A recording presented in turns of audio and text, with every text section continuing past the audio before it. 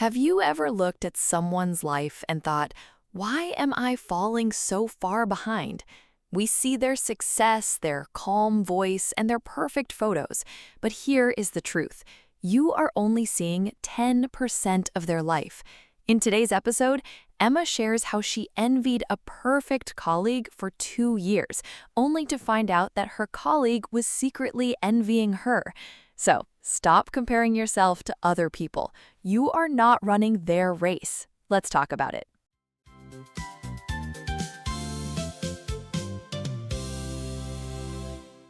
Hello, I am Emma. I am Daniel. Today, we are going to talk about a feeling that I think everyone has felt at least once. Oh, that sounds very interesting, Emma. What is the main focus of our conversation today? Today, we are talking about self-worth and habits of the mind. Our topic is, stop comparing yourself. You're not running their race. Wow, what a powerful topic, Emma. Comparing ourselves to others is something that can make us feel very sad, small, and discouraged. Exactly, Daniel. We look at our friends, our colleagues, or strangers on the internet, and we think that their lives are perfect compared to ours. But what we see on the outside is rarely the true story on the inside. Yes, most of the time, the people we envied were actually struggling just like us, right? Absolutely. To start our conversation today, I want to share a personal experience that lasted for 2 whole years at my previous office job. 2 years is a very long time, Emma. What was happening at your office back then? Well, when I started that job, I worked next to a woman named Sarah. Sarah was the project manager, and compared to me, she seemed to have a perfect life. What made Sarah seem perfect in your eyes, Emma? Oh, she was always incredibly organized. Her desk was always neat, her clothes were beautiful, and she always spoke in a very calm, confident voice. She never seemed stressed or worried about anything. And how did looking at Sarah make you feel about yourself, Emma? Daniel, I felt like I was a complete mess compared to her. I felt like I was always running late, my notebook was messy, and I was always worried about making mistakes. Every single day, I measured myself against Sarah's success. That sounds like it created a lot of pressure inside your mind. Did you feel envy toward her? Yes, a lot. I felt a lot of envy. It is this feeling when you look at something someone else has, like a skill, a car, or a perfect personality, and you want it for yourself. Yes, envy is about wanting what someone else has. It is different from jealousy, which is the fear of losing something that you already have. For example, if you worry that your best friend will replace you with a new friend, that is jealousy. Exactly. So I had deep envy toward Sarah. I kept thinking, why can't I be calm and successful like her? I am failing at my career. I carried this secret shame for 2 years. Wow, and did something happen to change your mind after those 2 years? Yes, it did. One Friday afternoon, Sarah and I stayed late in the office to finish a big project. Everyone else had gone home. Suddenly, Sarah sighed deeply, put her head in her hands, and started crying. Oh, Sarah, the perfectly calm project manager, was crying? You must have been surprised. I was absolutely shocked. I immediately walked to her desk and asked, "Sarah, what is wrong? Can I help you?" And what she told me next completely blew my mind. What did she say to you? She looked at me with tears in her eyes and said, "Emma, I am so exhausted. I have been struggling with severe anxiety and panic attacks for the last 2 years.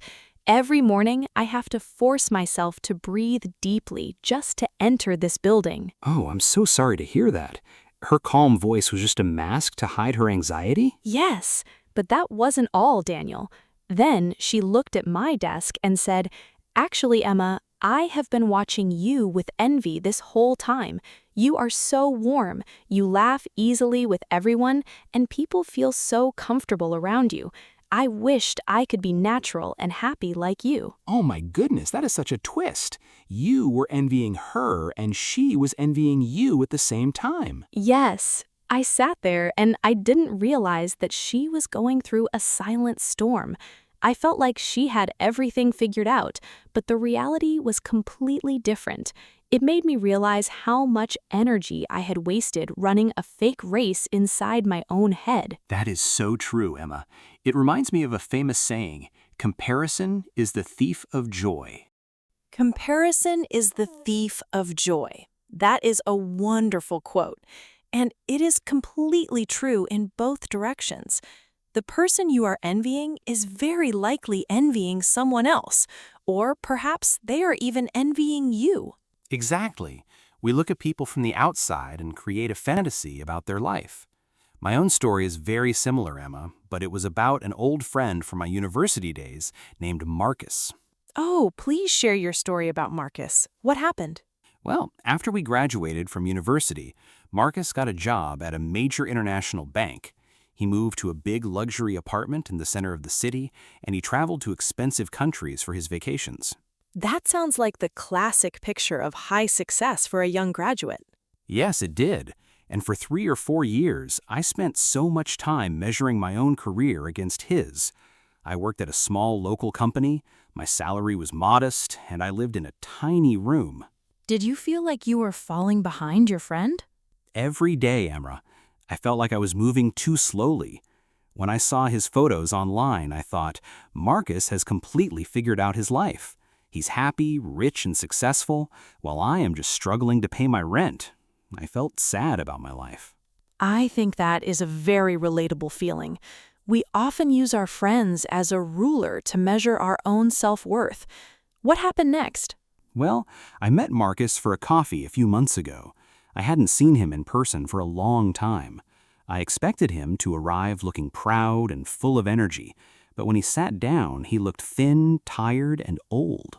Oh, really? What happened?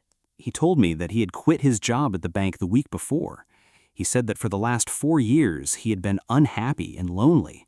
He worked 12 hours every day, he had no real friends in the city, and he suffered from long-term stomach pain due to the high pressure. Oh, so every person has his own difficulties. The luxury apartment and expensive vacations were not making him happy at all. Not at all. He told me, Daniel, I had no time to sleep or enjoy anything. I felt like a machine. He had worked so hard. I am sorry to hear this. What did he decide to do after quitting his job? He decided to change his direction entirely. He moved back to his small hometown to become a high school teacher. Wow, that is great for him if he enjoys it. Also for you, Daniel, you spent years feeling small compared to Marcus, but he was actually living under stress and unhappiness. Yes, once again, I didn't realize that what I saw from the outside was just an illusion. This brings us to a beautiful concept, the iceberg illusion. Oh, the iceberg illusion. Could you explain it in a simpler way? An iceberg is a giant piece of ice floating in the cold ocean, right? Yes, and the interesting thing about an iceberg is that when you look at it from a boat, you only see a very small part of it. We only see the top part of the iceberg above the water. That top part is only about 10% of the whole ice. Right. The other 90% of the iceberg, the massive and heavy base, is hidden deep under the water where our eyes cannot see it. Exactly, Emma, and people's lives are exactly the same. When we look at a colleague, a classmate, or a neighbor, we only see the top of the iceberg. We see their nice clothes, their job titles, or their polite smiles. But we don't see what is under the water. Under the water is the other 90%. That is where they hide their secret stress, their late-night hard work, their relationship problems, and their deep self-doubt. Yes, so when you compare yourself to them, you're only comparing your deep, messy inside to their small, shiny 10% outside. It's an unfair comparison. That is so true. And this illusion becomes 100 times worse because of what we call the social media trap. Oh, the social media trap is also a big problem for our self-worth today, Emma. How does that trap work? Well, let's think about how people use applications like Instagram or Facebook.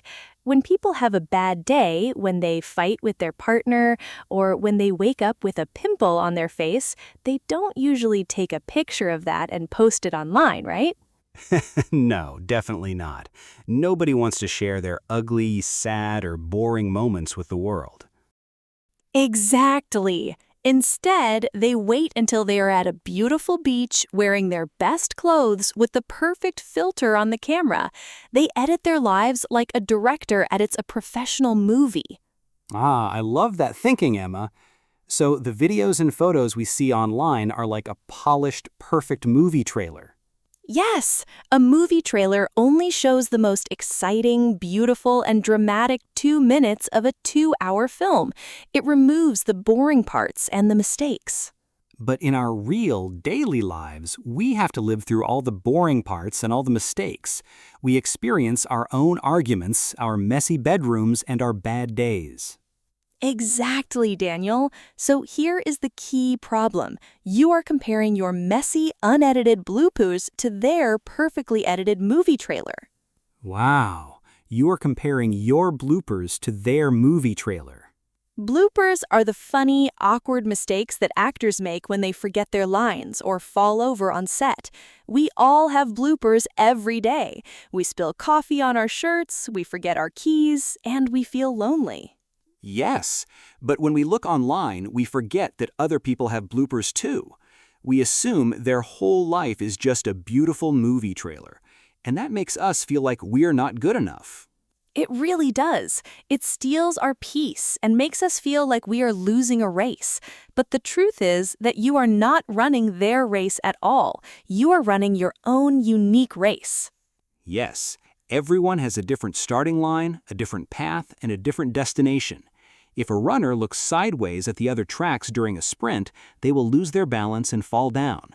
They must focus only on their own lane. That is a perfect image, Daniel. Focus on your own lane. This is important for our listener friends who are learning English. Oh, absolutely, Emma. Language learning is a huge place where the comparison trap can destroy your motivation. Yes, many people often feel slow compared to others. Yes, it is just like comparing your messy language bloopers to someone else's highlight reel.